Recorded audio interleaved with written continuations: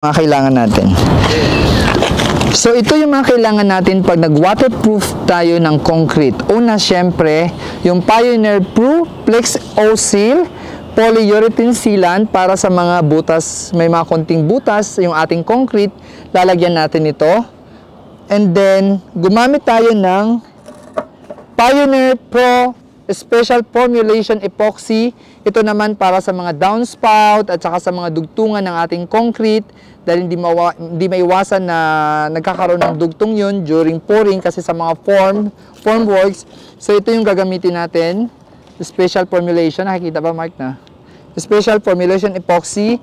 And then, syempre, yung ating pinaka-waterproofing, yung Hyperdesmo SWR. Pinakamagandang waterproofing to. Ito ay polyurethane liquid membrane for waterproofing of wet rooms and non-exposed application. Pero mas okay to, mas maganda to gamitin sa mga concrete gutter. Basta make sure lang na yung ating semento ay dry para kapit na kapit siya.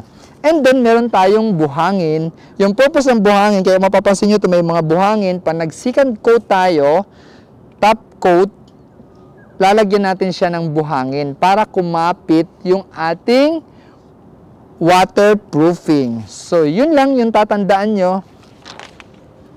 So, I hope meron kayong natutunan all about roofing. So, yun yung intro natin mamaya, hindi lang bubong.